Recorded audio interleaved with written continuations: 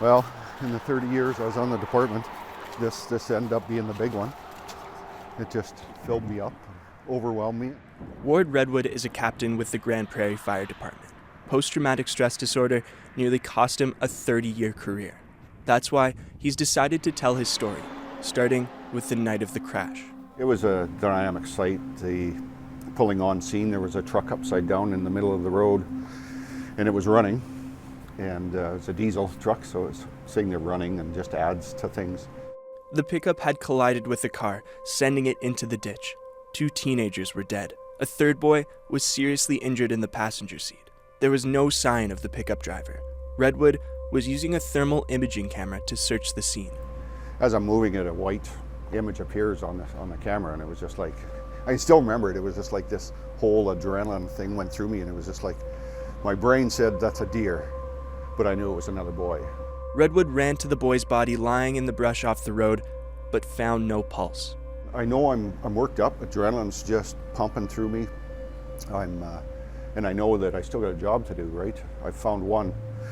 I'm like, I got to keep looking. And it was within 3-4 seconds, I got another white signature on the camera. 4 boys, 2 15-year-olds and 2 16-year-olds, died in that crash on October 22nd, 2011. Grande Prairie rallied behind the family and friends of the teens, but Redwood tried to navigate the aftermath alone. You know, back in the day, that's all we did, is with any trauma event like that, is just pushed it down, tucked it away, didn't think about it, didn't talk about it.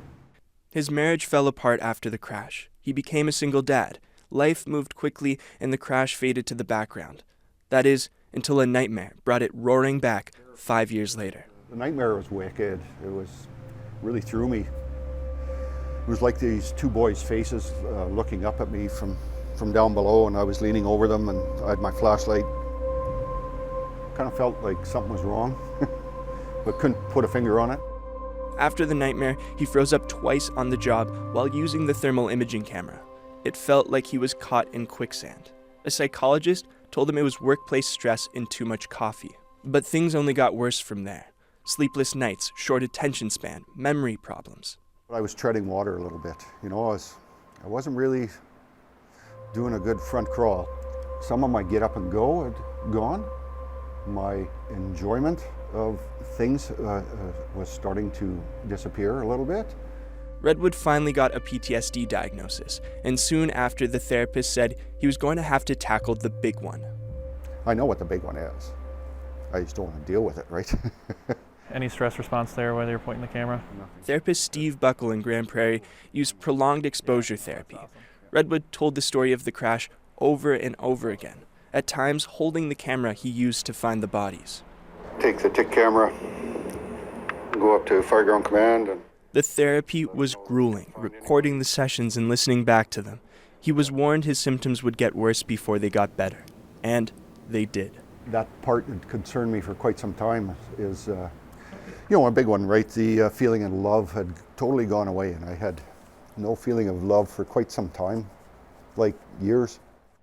On the 7th anniversary of the crash, another nightmare. Except this time, instead of the 2 boys, it's his 2 daughters looking up at him. And this one throws a switch in there. It just, That one's a hard one to tell anybody about. Certainly can't tell my girls, but I suck it up and I get back in there and we start getting at it, and things just started to get better and they didn't get worse. A few sessions later with Buckle, from the layers of his subconscious, he unearthed a new memory from the night of the crash. I get up to go and grab the medic, and then I'm like, whoa! I'm like, whoa, Steve! I said, I froze up. And he's like, what? I said, I froze up on scene. And the memory came back to me that I had froze up. That same feeling, that quicksand feeling, I actually did it on scene. And I'd repressed it. I didn't even know. I had no memory of it whatsoever. And all of a sudden it came back.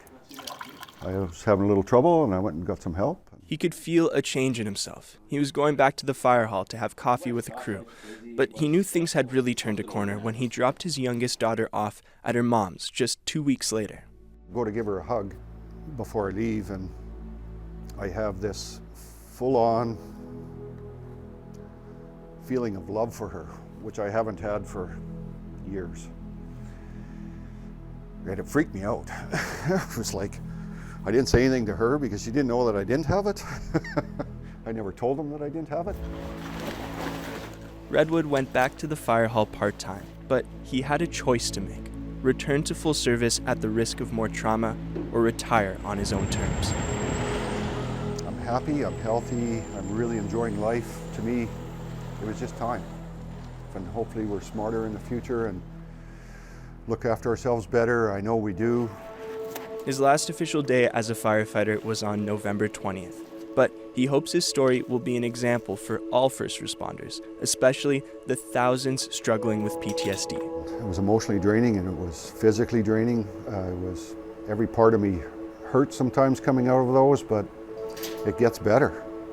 You just got to put in that hard work. I hope they hear that and ask for help.